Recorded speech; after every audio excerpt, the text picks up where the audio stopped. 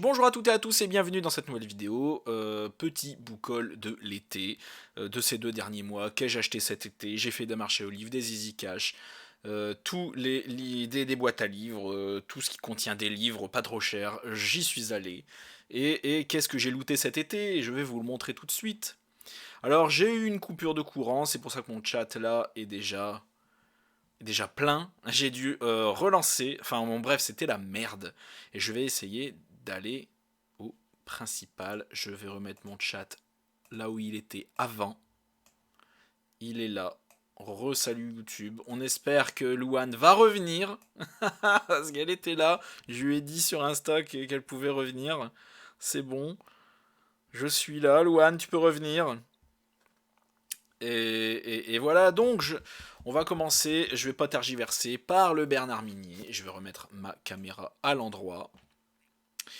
Transformer, inverser horizontalement. Voilà. Je disais, voilà, le cercle de Bernard Minier. Donc concrètement, il y a plein de morts. Et pourquoi qu'ils sont morts?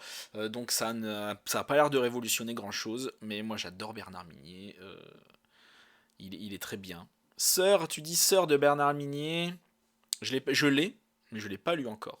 J'ai lu très peu de Bernard Minier. Voilà, c'est ces auteurs que j'ai toujours mis de côté et que j'ai jamais vraiment plongé dedans. Parce que j'ai lu très peu d'auteurs français en fait. Beaucoup d'auteurs anglais, américains, beaucoup de polars étrangers. Je me suis très peu attardé sur les polars français. Donc là, il faut que je corrige cette erreur. Avec le cercle de Bernard Minier, je vais le redire vite fait, pourquoi la mort s'acharne-t-elle sur Marzac, petite ville universitaire du sud-ouest? Un prof assassiné, un éleveur dévoré par ses propres chiens et un mail énigmatique, peut être signé par le plus retors des serial killers, confronté dans son enquête à un univers terrifiant de perversité, le commandant Servaz, le fameux, va faire l'apprentissage de la peur pour lui-même comme pour les siens. Donc celui-là, une lecture commune de sœurs, mais bien pourquoi pas pour le mois de septembre. Celui-là, il fait. C'est un beau bébé, celui-là, déjà, le cercle, hein. Et en vrai, pourquoi pas. Il fait 800 pages, le cercle. Un peu moins de 800 pages, 780. Donc, il faut pouvoir y aller, hein. Et bien, quand tu veux, pour le mois de septembre, on se fait une lecture commune de sœurs. Et puis, limite, on se fait un retour de lecture en commun, quoi. Pas de problème, hein. Je le fais retour de lecture en live et tu viens. On s'arrange, je m'arrange pour que tu puisses venir avec la cam et tout, ça pourrait être bien. Si jamais t'as le matos pour. Aucun problème. Je vais pas traîner la suite, je suis Pilgrim. Après, ouais, allez, c'est parti. Lecture commune en septembre. Ouais. Sur Twitch, évidemment. Et ben merci pour l'abonnement My Books, My Passion. D'ailleurs, abonnez-vous à sa chaîne YouTube, hein, qui est très bien. Et à son Instagram également. Donc je suis Pilgrim de Terry Eyes. J'en ai énormément entendu parler depuis que je suis sur YouTube et Booktube et Instagram, tout ça. Mais que du bien. Séverine dit les bien ce livre aussi, on a dit énormément de bien.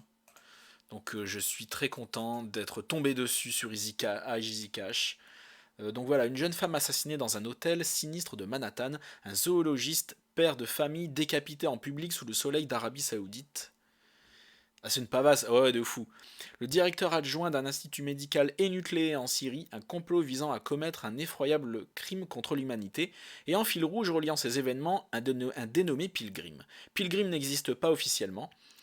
Sous ce nom de code se cache un homme qui autrefois a dirigé une unité d'élite des services secrets, et qui, avant de se retirer dans l'anonymat le plus total, a écrit un livre de référence sur la criminologie et la médecine légale.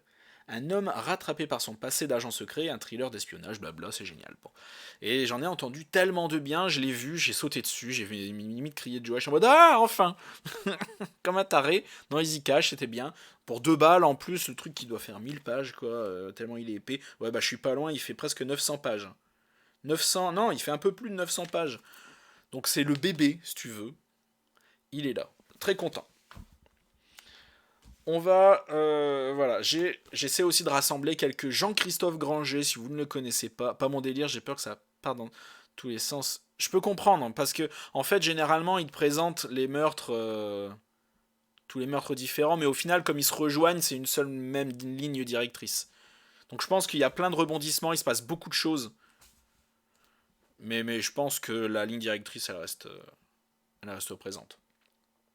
Mais en général, ils peuvent pas trop, les polars et les thrillers comme ça, de se permettre de tergiverser trop. Sinon, ça devient chiant, il y a trop d'éléments. Ouais, c'est pour ça que moi-même, dans mon livre, j'ai que deux lignes directrices parallèles. Parce qu'après, c'est trop, c'est le bordel. Donc voilà, si vous ne connaissez pas Jean-Christophe Granger, c'est celui qui a écrit Les Rivières pourpres. Les Rivières pourpres, il y a eu un film avec Jean Reno, il y a une vingtaine d'années. Excellent film. Donc là, j'ai la dernière chasse à quelques kilomètres du. Je crois que si. Je sais pas. Jean-Christophe, je sais même pas s'il est français ou quoi. À quelques kilomètres du lac de Titissi. Bizarre comme nom. Le corps d'un homme est retrouvé sans vie. La victime, Jürgen van Geiersberg, putain, je suis trop fier de moi, héritier d'une des plus grosses fortunes d'Allemagne, a été égorgé avant d'être décapité. C'est tout ce que j'aime. Travaillant pour un nouvel organisme chargé d'aider la police et la gendarmerie dans les affaires difficiles, le commandant Pierre comment on dit Niemans et sa coéquipière, le lieutenant Ivana, je dirais pas son nom tellement c'est compliqué, sont envoyés en forêt noire. Leur enquête les emmène sur la piste des chasseurs noirs. Bon, bref, t'as compris. J'ai les rivières pourpres aussi. Et voilà, c'est un auteur qui m'intrigue beaucoup. En fait, j'ai tellement aimé le film Les Rivières pourpres que dès que j'ai vu le livre, je me suis dit, ah ouais, putain, c'est vrai que c'est Jean-Christophe Granger. J'avais complètement oublié ce gars. Et je vois plein de bouquins à lui d'occasion à chaque fois, et donc j'en prends un de temps en temps. Donc voilà, la dernière chasse. Un Nico Takian, Solitude. Nico Takian qui m'a énormément déçu avec son dernier roman. Je sais même plus le titre. Si vous vous en rappelez, n'hésitez pas. Il est sorti il y a 6 mois. Je l'ai chroniqué, j'ai vraiment pas aimé. C'était vraiment pas bien. T'as pas vu le film? Il est trop bien. Il y a même un 2, je crois, les Rivières pourpres 2. Respire, voilà. Les Respire, c'est vraiment pas bien. Respire, c'est tellement décevant. Tellement décevant. D'ailleurs, j'ai revendu le mien à Easy Cash. Et il y est encore. Personne n'en veut. Non, mais j'ai vraiment pas aimé. Et j'ai remarqué que Respire, voilà, il a vraiment été mitigé. Très peu d'avis positifs. Beaucoup de gens n'ont pas aimé. Bon, enfin bref, Solitude de Nico Takian. Celui-là, par contre, il paraît qu'il est vraiment bien. Après, il est tout fin. Voilà, de même pas 300 pages, 280 pages. Voilà, il était tout seul. Donc, Ellie Martin, c'est une grande et garde nature. Dans le massif du Vercors, il y a 12 ans, une blessure par balle l'a laissé totalement amnésique. Depuis, il s'est. Oh bah dis donc, c'est une thématique chez lui. Respire, c'était ça aussi. Depuis, il s'est reconstruit une vie dans cette région aux hivers impitoyables. Mais je l'ai découvert là-dessus aussi, avec Respire. Mais là, je suis en train de lire la quatrième de Solitude, parce que je l'ai acheté sans lire la quatrième. Et c'est encore un truc d'amnésie. Depuis, il s'est reconstruit une vie dans cette région aux hivers impitoyables, aux brumes si opaques qu'elles vous égarent en 2 pas, alors qu'une tempête de neige s'abat sur le massif, des traces étranges mènent Ellie jusqu'à l'arbre taillé, un pin gigantesque dressé comme un phare au milieu de l'immensité blanche. Une femme nue est pendue à ses branches. Cette macabre découverte anime quelque chose sur la toile vierge des souvenirs d'Ellie. Et si ce corps était un avertissement, un message à son intention. C'est dommage qu'il fasse que 300 pages, parce qu'avec un synopsis pareil, il pourrait en faire le double. Donc je suis pas emballé, je suis pas pressé de le lire, celui-là. Prochain, alors je sais même plus quand, où, comment je l'ai eu, celui-là. Attends, je pense que c'est chez Emmaüs. Paul Cleave, un employé modèle. Donc c'est encore une fois un auteur que je suis pas... Moi non plus. Franchement, moi non plus. En plus, ça a l'air d'être le même délire que Respire. Le mec, il a perdu la mémoire. Et donc il a refait sa vie et pouf, il y a un truc qui le... Enfin, je veux dire, pas original, quoi. S'il fait la même chose à chaque fois, merci, quoi. Tu vois l'arnaque. Tu repayes à chaque fois pour les mêmes trucs. Donc Paul Cleave, un employé modèle. Alors, je l'ai lu tout à l'heure, la quatrième de celui-là. Ah ouais, c'est vrai, oui. Oui, oui, c'est un mec. Il est homme de ménage dans un commissariat. Et en fait, le commissariat est en ébullition parce qu'il y a le boucher de Christchurch. Si vous entendez taper, ne paniquez pas. Le boucher de Christchurch qui commet plein de crimes. Et parmi les crimes qu'on lui prête, en fait, il y en a un qu'il n'a pas commis. Il le sait, l'homme de ménage, parce que c'est lui le boucher de Christchurch. C'est marqué dans la quatrième, c'est pas un spoil. Et donc il dit il est hors de question qu'on m'accuse d'un crime que j'ai pas commis. Du coup, il va faire l'enquête lui-même pour trouver ce gars et en profiter pour l'accuser de ses autres crimes. Et donc j'aime beaucoup. J'aime beaucoup. Là, on suit le meurtrier qui est en mode oh, toi mon gars, tu vas pas me flouer comme ça. Celui-là, je l'ai pas fait. Donc j'aime beaucoup. Il promet énormément. Je trouve ça original. Là. Un Juicy Alder Olsen maintenant, c'est ouais original. J'aime beaucoup. J'aime beaucoup. En plus, si le mec est sadique et tout, c'est encore mieux. C'est encore mieux. Donc un Juicy Alder Olsen, j'en ai quelques-uns. Moi, je dis quelques-uns, ça se trouve j'en ai que deux. Mais en ce moment, je suis en train de les rassembler aussi. Chaque fois que j'en vois un que j'ai pas, je me dis tiens, vas-y. Donc Miséricorde, donc je les connais pas trop, les Juicy Alder Olsen. À chaque fois, je vois Séverine, dit bien ce livre pendant ses lives. À chaque fois qu'elle est en lien, elle aime bien. C'est vrai. Alors il est comment celui-là du coup? C'est ton auteur préféré? Moi, alors j'en entends que du bien, je suis très intrigué. À mon avis, je vais aimer cet auteur. Je pense. Je pense vraiment que je vais aimer cet auteur. Du coup, n'hésite pas à dire si c'est bien, si c'est pas bien. As-tu lu celui-là déjà? Je crois que j'en ai deux. Deux ou trois, pas plus. De Jussi Alder Olsen. Je les ai mis tous en. Tu sais plus, ouais, bah à un moment, on en lit tellement, on peut pas savoir tout, hein. C'est une saga? Il y a une suite? Ça se suit? C'est obligé de lire dans l'ordre? Vous entendez des voix, c'est normal, je suis pas tout seul chez moi. On doit le lire dans l'ordre absolument ou c'est indépendant? Enfin, sinon, voilà, pourquoi Mérité Lingard croupit-elle dans une cage depuis des années? Pour quelle raison ces bourreaux s'acharnent-ils sur la jeune femme? 5 ans pour suivre les persos du. Ah ouais, mais pour suivre l'histoire des persos. Sinon, les enquêtes en elles-mêmes, il n'y a pas de suite. Ok, oh, si c'est ça, ça va. Pour quelle raison ces bourreaux s'acharnent-ils sur la jeune femme? 5 ans auparavant, la soudaine disparition de celle qui incarnait l'avenir politique du Danemark avait fait couler beaucoup d'encre. Mais faute d'indices, la police avait classé l'affaire. Jusqu'à l'intervention des improbables Karl Mork et Hafez El-Assad du département 5, un flic sur la touche et son assistant d'origine syrienne. Pour eux, pas de cold case, couronné par les prix. Ok, moi ça a l'air bien. Moi c'est un style qui me parle. Ça met les pieds dans le plat. Ça casse pas trois pattes à un canard, mais à mon avis, l'action sera là, l'enquête sera intéressante. C'est ça que ça m'inspire. C'est le premier. Ah bah super. Je peux recommencer par celui-là. De toute façon, au pire, tu sais, je vais sur Wikipédia et puis je vois l'ordre, hein. Il y a des gens assez bien intentionnés pour faire tout ça. Je vais pas traîner parce que j'ai peur à la coupure. Ah, t'as vu ça, hein? Non, mais moi, je suis un pro. Tu peux y aller. Surtout, hein, Joyce, un bouquineuse, elle pourra te dire, hier, dans Les Chevaliers de Baphomet, il y a des accents aux petits oignons, hein. Aux petits oignons qui sont racistes, hein. C'est beau. J'aime beaucoup. C'est ceux-là les meilleurs. Voilà. Comment il s'appelle déjà celui qui fait l'accent du chinois raciste là Ah, je sais plus, mais il me faisait mourir de rire. Il me faisait mourir de rire.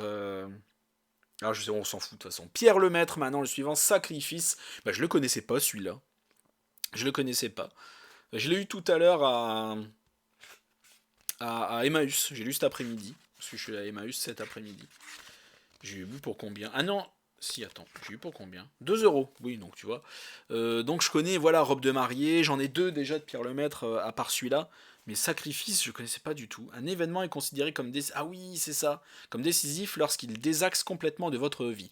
Par exemple, 3 décharges de fusée à pompe sur la femme que vous aimez. Alors il en a pas écrit beaucoup, Pierre Lemaître, mais il est toujours percutant. Bah il est grand, mon Emmaüs, je trouve. Tout à l'heure, c'était la guerre pour me garer, je te jure.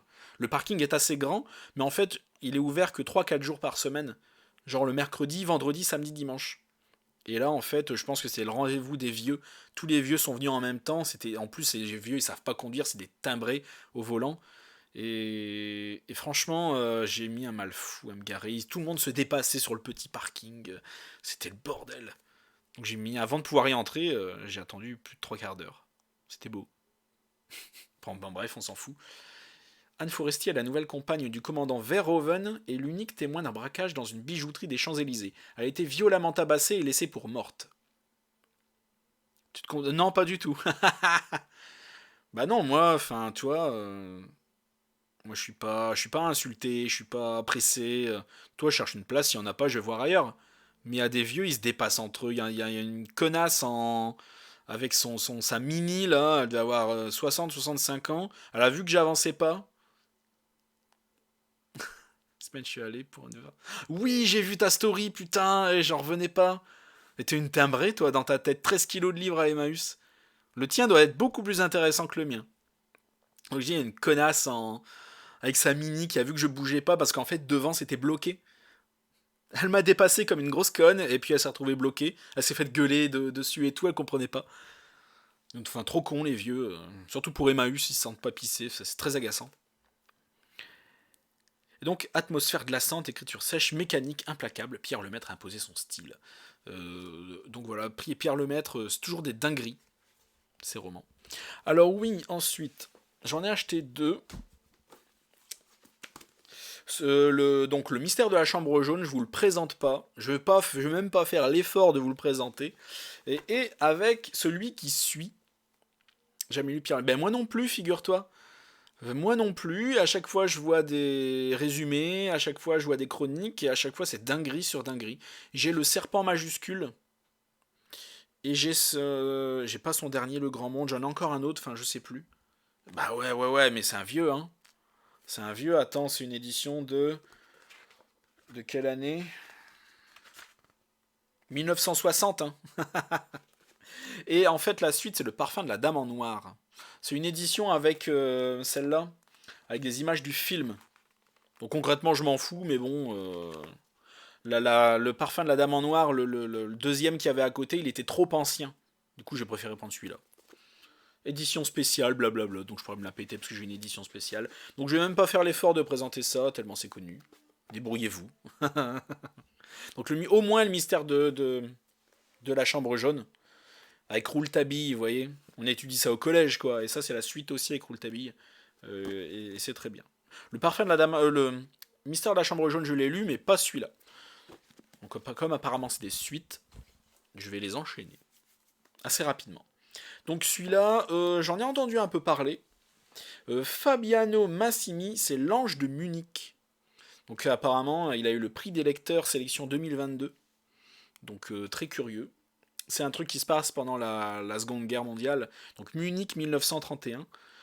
Angela Robal, 23 ans, est retrouvée morte dans un appartement de Prinzregentenplatz. Ça, faut la sortir quand même. À côté de son corps inerte, un pistolet. Tout indique un suicide et pousse à classer l'affaire. Sauf qu'Angela n'est pas n'importe qui. Son oncle est tuteur légal avec lequel elle vivait et le leader du Parti national socialiste des travailleurs, Adolf. Alors j'ai peur d'être striké sur Twitch parce que je prononce son nom. Donc le leader de l'Allemagne pendant la Seconde Guerre mondiale. Voilà, je vais pas prendre de risques parce que je sais que Twitch est chatouilleux, très chatouilleux. Donc entre peur du scandale, pression politique et secret sulfureux, cet événement, s'il éclatait au grand jour, pourrait mettre un terme à la carrière de machin. Carrière du tyran. En pleine ascension. Et faire du commissaire Sauer en charge de l'enquête un témoin très gênant. Donc en gros, voilà. Il y a la nièce de tonton Adolphe qui est morte, et ça pourrait le mettre dans une merde noire. Voilà. Donc en fait, ça m'a fasciné. Moi j'adore ce genre de truc. Je sens que je vais adorer. J'imagine qu'il n'a pas eu le prix pour rien. Je suis très pressé. Donc je suis tombé. Alors moi j'aime beaucoup Éric Foissier. Vous avez sûrement vu mes vidéos sur le Bureau des Affaires Occultes 1 et le Bureau des Affaires Occultes 2, sorti récemment d'ailleurs. Et, et donc je suis tombé là-dessus. Je savais qu'Éric Foissier en fait sortait des livres vraiment historiques. Genre il raconte la vie d'un personnage historique que tu connais pas, tu sais, du Moyen Âge et tout ça. Le mec il pèse, point de vue histoire. Mais là c'est le piège de verre. C'est vraiment un polar thriller, J'allais dire au Moyen-Âge, enfin, j'y connais rien en histoire. Voilà, en 1503, ça se passe. 3 alchimistes sont retrouvés assassinés, d'étranges lettres gravées sur le front.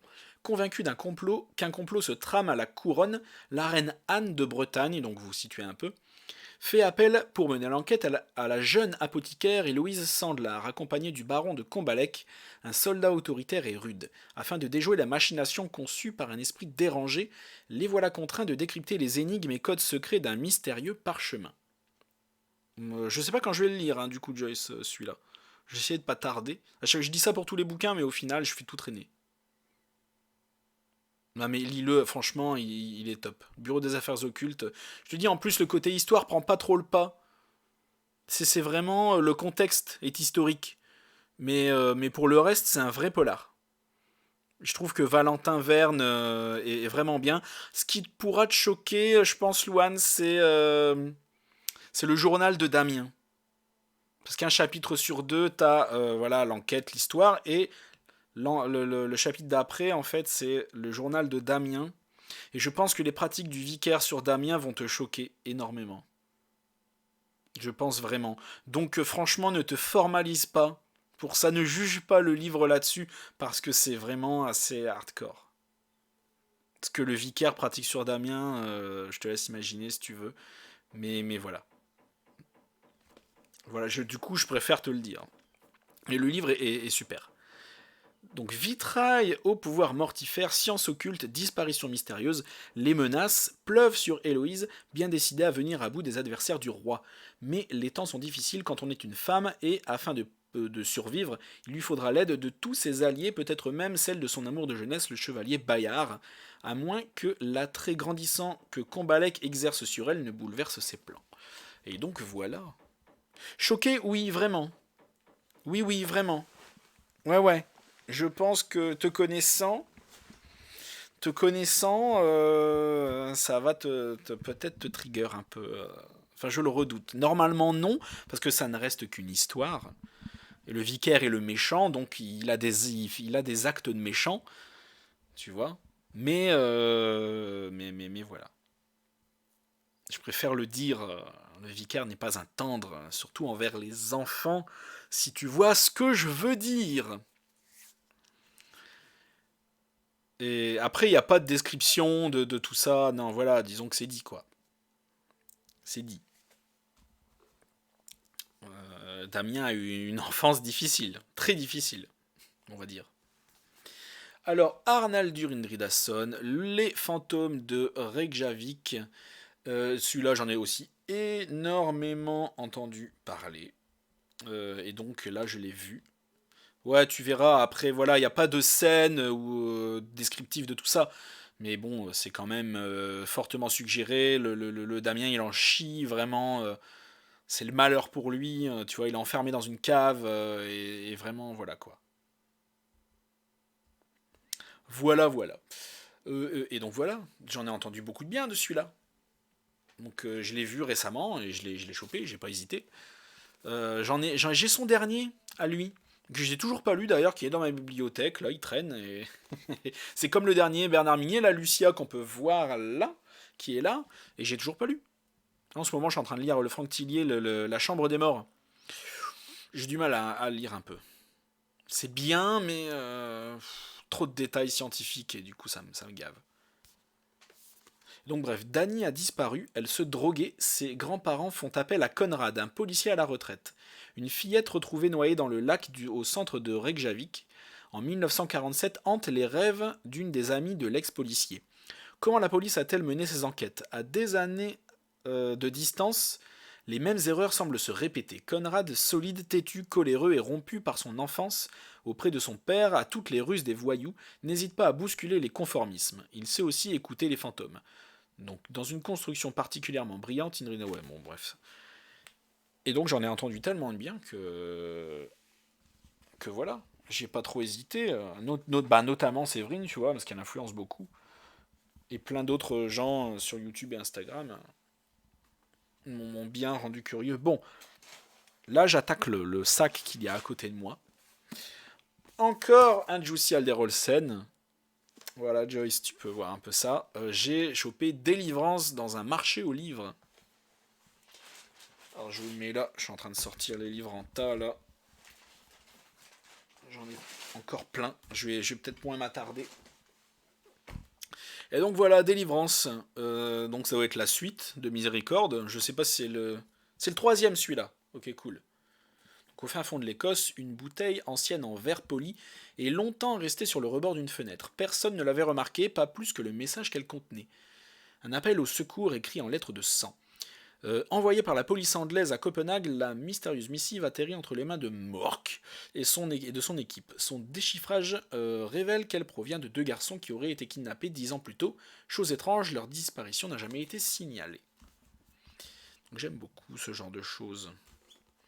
Le journal de ma disparition de Camilla Grébeux, en fait, ça c'est quand j'étais au marché aux livres, il y a une dame qui me voyait galérer avec tous les bouquins dans les bras. En fait, j'étais persuadé que je trouverais pas grand chose d'intéressant, donc j'y suis allé comme ça, les mains dans les poches, sans prévoir de sac. Et finalement, j'ai trouvé plein de trucs, donc j'avais les bras chargés, débordant de livres. Et en fait, elle a eu pitié, elle m'a donné un grand sac.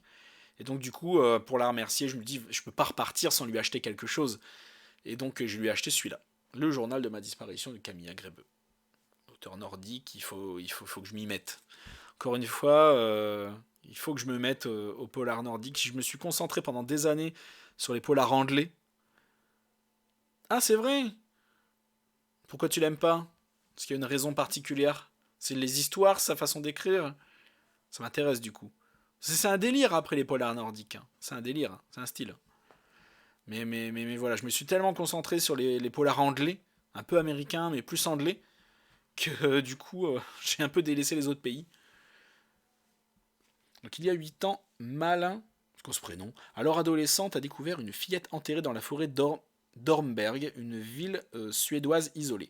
On n'a jamais pu identifier la petite victime. Devenue une jeune flic ambitieuse, Malin, j'imagine qu'on dit Maline, est affectée auprès de Hanne Lagerling-Schoen, la célèbre profileuse, et de l'inspecteur Peter Lindgren, qui reprennent l'affaire. Mais Peter disparaît du jour au lendemain et Anne est retrouvée blessée et hagarde dans la forêt. L'unique témoin est un adolescent qui erre dans les bois. Tout se répète, les enquêtes sont pas folles, après tout le monde aime sauf moi. Non mais tu sais, moi aussi, tout le monde, en général, tout le monde aime sauf moi. Je suis toujours le mouton noir du troupeau, celui qui n'aime rien, celui qui n'a pas aimé. J'étais un des rares à dire que le dernier Maxime Chatham, c'était de la merde, si tu veux. Il a eu que des éloges, et moi j'ai pas aimé. Enfin, après, je sais qu'il n'y a pas que moi qui ai pas aimé, mais parmi les chroniqueurs de mon entourage et les booktubeurs, tous ceux qui sont sur YouTube et Instagram, il n'y a que moi qui râle. En général. Tout le monde aime tout, c'est leur lecture, je comprends pas ça. Il n'y a que moi qui n'aime pas la moitié de mes lectures. Je suis toujours déçu. Donc je sais ce que c'est.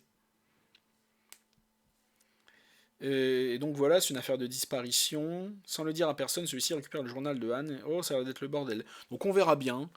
On verra bien. Encore un Bernard Minier de l'AC. Bon, il n'est pas forcément en bon état celui-là, mais bon, c'est la première fois que je tombais dessus, donc j'ai pas fait le difficile. Je l'ai eu à Emmaüs, donc à moi si en tout cas. Je peux te dire que quand je te dis que c'est de la merde, c'est que je le pense vraiment. Vous êtes combien? Attends, ça a évolué ou pas, le chiffre? Ah, vous êtes 3, c'est très bien, cool. Et bah en fait, bon, oulala, je vais dire du mal là.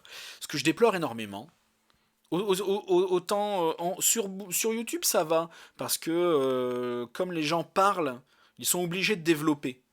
Parce que le fait que tu regardes une vidéo, tu es obligé d'avoir du contenu assez intéressant. Mais par contre, sur Instagram, je déplore énormément le manque enfin, le fait que ce soit pas développé. J'ai déjà vu, je vois beaucoup de chroniques au quotidien, le truc qui fait 5 lignes. Hein. Le résumé, il fait ça, puis son avis, il fait ça. Voilà. Et pour moi, c'est dramatique parce que concrètement, ah bah, j'ai aimé, ça m'a surpris, les personnages sont attachants, hop, fin de la vie. Le style d'écriture, le scénario, non, on sait rien. Et moi, ça m'agace. Beaucoup. Après, en fait, je pense aussi, je comprends ce que tu veux dire, mais là, ça, c'est le premier type de chroniqueur qui m'agace. Deuxième type de chroniqueur qui m'agace, euh, c'est qu'il y en a en fait. Je sais pas, quand tu lis des livres, quand tu les chroniques, tu allumes ton cerveau. Je veux dire, tu vois? Tu allumes ton cerveau et tu te mets en mode analyse et pour pouvoir avoir une analyse correcte, tu vois. Les gens veulent savoir comment le livre est. On est là pour ça. Si tu te mets à chroniquer, c'est parce que tu dois donner un avis constructif et pas trois lignes. Et donc du coup, je pense que c'est des gens en fait qui lisent sans réfléchir comme ça et leur impression à la fin, c'est oh bah c'était bien, c'est tout. À mon avis, ils sont sincères, mais ils réfléchissent pas plus que ça. Ils se laissent porter par le livre. Et à mon avis, c'est juste ça. Et leur ressenti à la fin, il est positif. C'est tout. Faut pas chercher plus loin. Et c'est pour ça qu'à la fois, leur avis fait trois lignes. Parce qu'ils n'allument pas leur cerveau. Tu vois, pour moi, c'est dramatique ce genre de chroniqueurs et chroniqueuses. Ils lisent leur livre, ok, ils donnent leur avis à la fin, mais elle fait trois lignes, c'est pas développé, tu sais rien des personnages, de leur écriture, tu sais rien du scénario, si c'est intéressant, les choses à dire, tu sais rien du tout de tout ça. Et moi, ça m'agace énormément parce que c'est des meufs, tu vois. Elles ont 1500, 2000 abonnés, 3, 4, 5000 parfois. Et leur avis fait 5 lignes. Moi, ça me rend ouf. J'ai 300 abonnés sur Insta et YouTube. Ça monte très lentement, tu vois. Et je me fais chier à. Je me fais chier à donner un avis plus étoffé, tu vois. Et ça marche pas. Des fois, je me dis, j'avais arrêté YouTube. Je vais arrêter. Mais après, je me dis, non, j'aime trop lire. Ça va. Je vais passer à la suite, je vais arrêter de râler. Regarde, encore un Juicy Alderolsen, dossier 64. C'est le numéro combien celui-là du coup?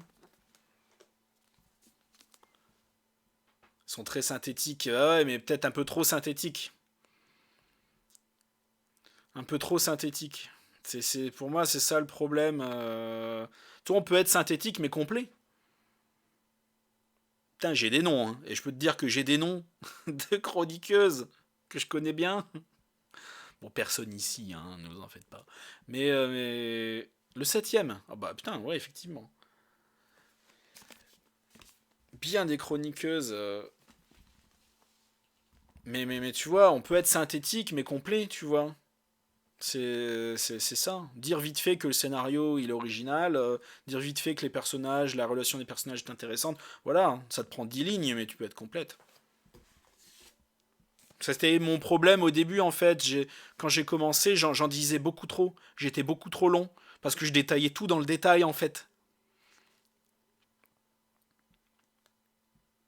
Je détaillais tout tellement. Mes vidéos, elles étaient beaucoup trop longues. Et du coup, je me suis dit, non, mais vas-y, je vais synthétiser. Maintenant, ça va. Hein, font pas plus de 20 minutes, un quart d'heure.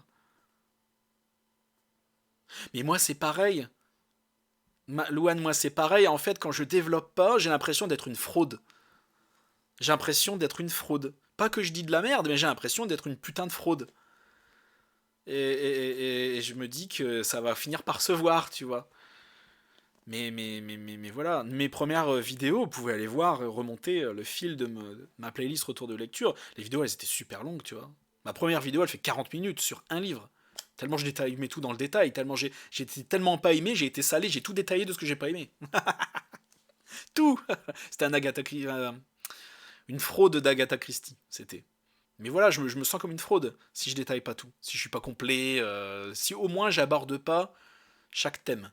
Donc, c'est-à-dire, tu vois, scénario, personnage, style d'écriture, tu vois, ces trois quatre thèmes-là, si je les aborde pas, moi j'ai l'impression de ne pas avoir fait mon boulot. Tu vois, pas forcément en faire un quart d'heure par thème, hein, mais au moins en parler, quoi. Et je suis tombé là-dessus. Dossier meurtre présenté. Donc en fait, c'est des gars de Scotland Yard. Donc voilà, ils s'appelaient John Wayne Gacy, Bill le Fou. Bah ouais, c'est ça, c'est ça. C'est ça. Sur Insta, ils regardent les photos, des fois ils lisent pas. Des fois je me demande pourquoi je fais Instagram. Donc ce sont les pires artisans du crime de notre époque. Ce dossier constitué par l'un des plus grands limiers de Scotland Yard retrace l'histoire de leur sinistre exploit, éclaire leur motivation, la stratégie de leur forfait et les aspects les plus ténébreux et les plus pervers de leur personnalité. Donc là, ça c'est du vrai de vrai. C'est pas de l'inventé. C'est un mec de Scotland Yard, il a regroupé ses pires affaires, il a fait un bouquin avec. Donc que des vrais psychopathes pur beurre qui existent. Donc moi j'adore. Je sais même plus où j'ai eu ça. Bah, au marché aux livres, ouais, c'est vrai. Mais c'est vrai qu'ils lisent moins, mais c'est pas tant qu'ils lisent moins. Mais je trouve qu'il y a de plus en plus de gens qui. La phrase que j'entends de plus en plus, c'est moi je me laisse porter quand je lis. Donc le mec, la meuf, elle lit un polar, un thriller, mais elle se laisse porter. Ouais, bah ouais, avec de la couleur, ouais. Et du coup, ça va, ça lit en faisant ça, Joyce. Les gens ils lisent. Si t'as des retours, je veux dire. Je disais, c'est pas tant qui lisent moins, même si c'est vrai que les gens lisent moins, mais c'est que beaucoup du je me laisse porter par l'histoire, je réfléchis pas. Et donc forcément, à la fin, quand elles veulent donner leur avis, ben, il n'y a rien qui se passe. Et c'est pour ça qu'il y a tant d'auteurs qui deviennent de plus en plus connus, mais à la fois les bouquins ils sont pourris. Parce que c'est des gens qui achètent et qui disent qu'ils aiment bien. Like, oui. T'as plus de likes comme ça. Quand même plus. T'as plus de likes depuis que tu fais ça. À un moment, j'ai fait ça à cause de la mise à jour d'Instagram. Quand ils ont, euh, quand ils ont mis le texte qui passait sur l'image. J'ai trouvé ça pourri. Et du coup, j'ai mis des images. J'ai fait mis du texte. Ça marche, Luan. Bah, je vais pas tarder parce qu'après, je vais manger McDo avec des potes. Puis après, on va boire un verre. Une soirée entre célibataires. La tristesse. Et puis voilà. Donc à un moment, quand j'ai capté qu'ils avaient arrêté de faire ça, j'ai refait comme avant, j'ai arrêté de mettre le texte sur une image. Mais j'avais pas plus de likes qu'avant, en vrai. En vrai, je mettais, tu vois, je mettais ma photo. C'est vrai. Ouais, moi j'aime bien, je me plains pas, hein. Moi j'aime bien. Bah ouais, non mais voilà. Évidemment. Il y en a qui ont des cercles d'amis qui sortent, voilà. C'est quoi ces gens qui font des enfants et puis qui doivent rester cloîtrés chez eux aussi, là? Qui sont fatigués? C'est quoi des gens qui ont des familles? Ça se fait plus de nos jours. Donc là, je vais la ranger. Donc, je sais même plus ce que je disais. Bah, ouais. Moi, je lis quand le livre m'intéresse. Je vais pas faire semblant de m'intéresser, même si c'est des gens que j'apprécie comme vous deux. Je vais pas faire semblant, quoi. Si le bouquin, je m'en fous, je vais pas lire la chronique, tu vois. Je vais la liker. Je vais voir si le titre m'interpelle. Je vais peut-être lire le résumé. Mais après, je vais pas forcément lire la chronique. Si le livre m'interpelle, je vais lire la chronique. Mais après, je lis pas forcément. En fait, je suis tellement de monde qu'au bout d'un moment, quand t'es chroniqueur, t'es amené à suivre énormément de chroniqueurs toi-même, chroniqueuses, et donc du coup, au bout d'un moment, t'es noyé par les chroniques et t'en peux plus. Donc, j'ai Charcot en grand format cette fois, parce que je l'avais chopé en petit format.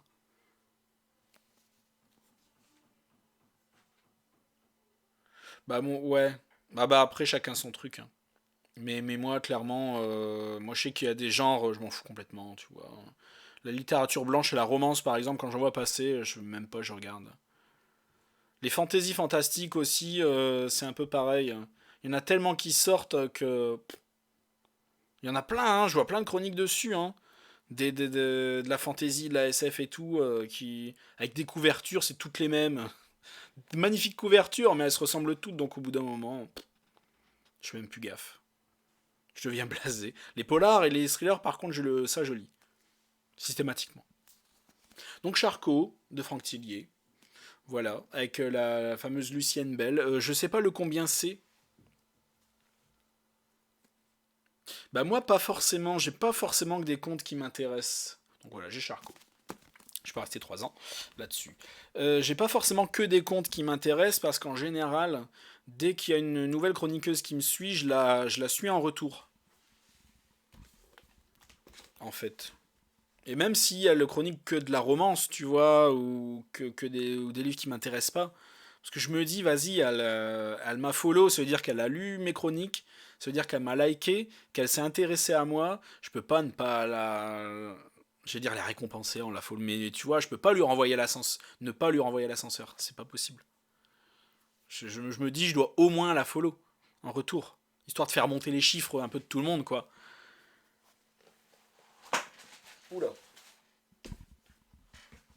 Oh, on va attaquer le lourd là, j'ai bientôt fini. Rêver encore un Tillier, qui est là.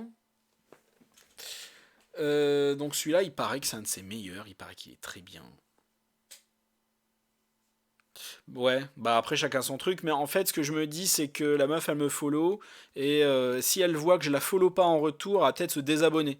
Donc au final mon compte il va pas évoluer, tu vois. Déjà qu'il évolue pas beaucoup, il y a que 316 abonnés, 317 peut-être, attends, je vais te dire ça tout de suite. J'ai eu des nouveaux abonnés aujourd'hui. C'est un petit événement, les abonnés, hein.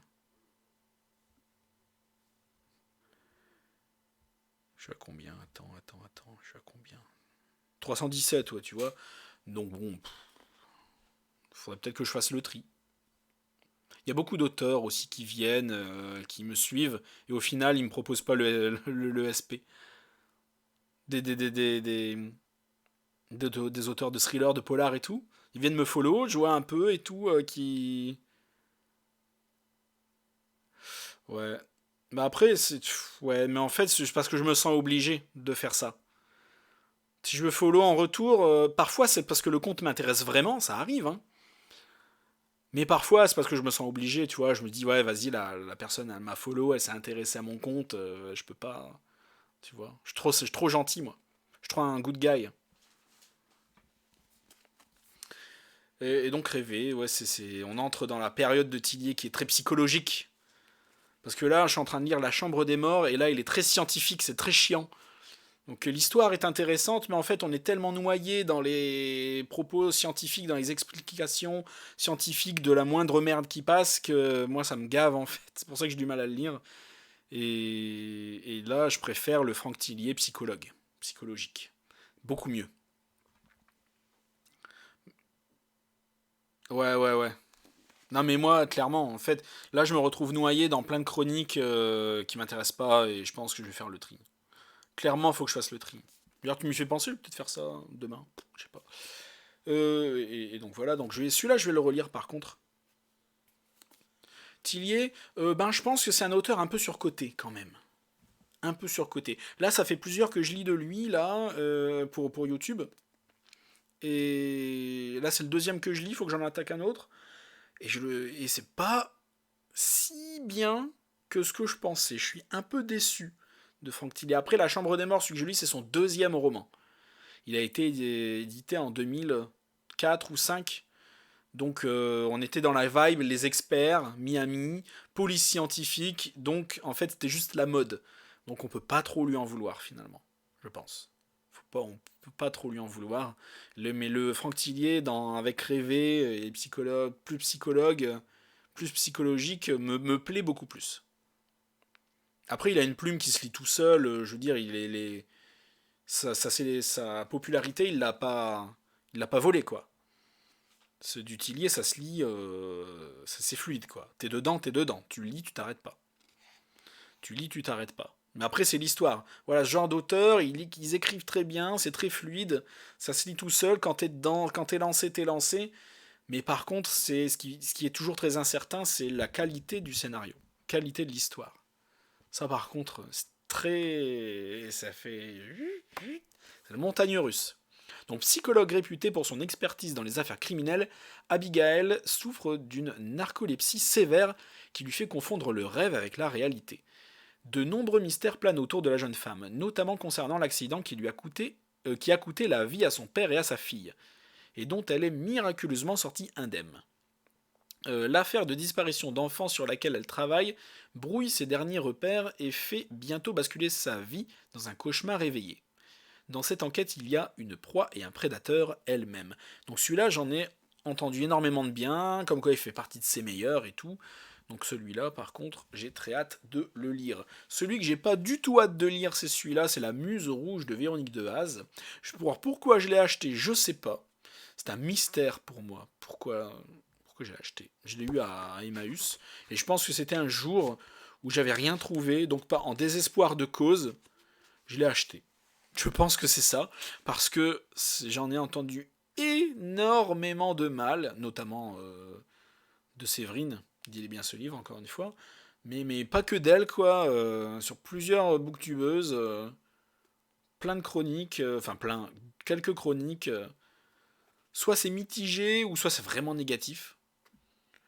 Et pourtant, tu vois, il a tout pour me plaire. Tu vois, Paris 1920, tu vois, c'est une époque que j'aime beaucoup dans les polars.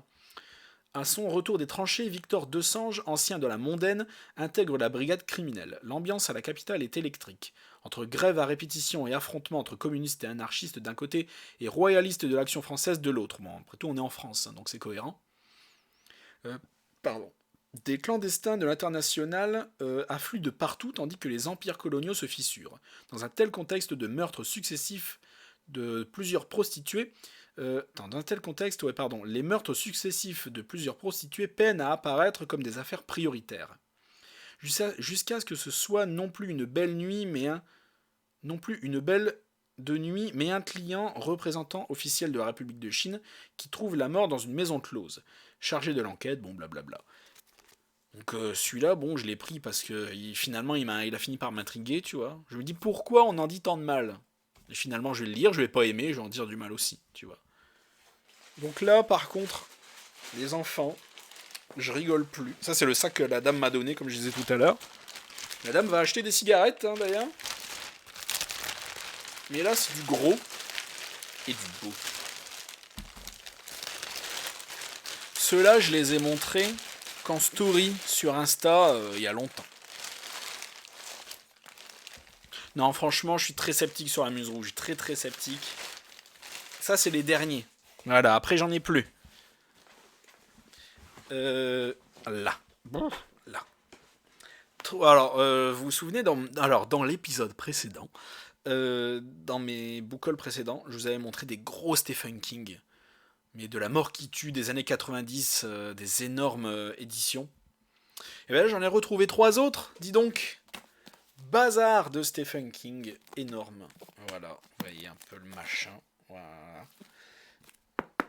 Voilà, ça c'est du beau. J'adore ce type de couverture.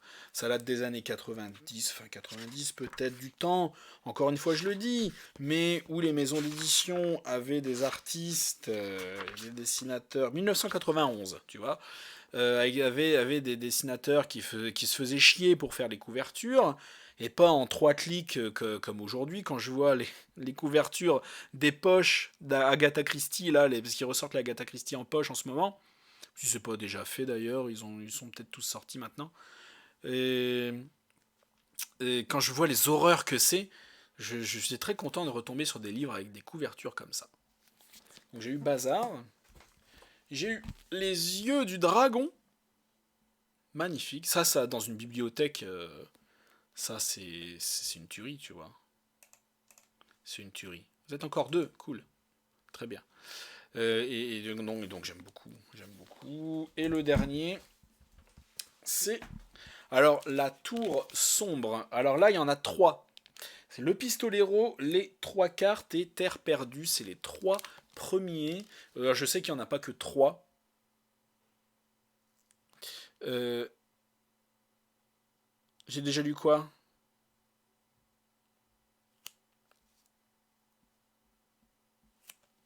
Et je sais pas combien il y en a de la tour sombre. 5, 6, 8, je sais plus. Il y en a quelques-uns, il y en a pas mal. Hein. Mais ça, c'est les 3 premiers. Regarde rien qu'avec les 3 premiers, le machin que ça fait. Il y a combien de pages là-dedans? Il y a combien? Plus de 1000 pages, 1100 pages. Donc voilà.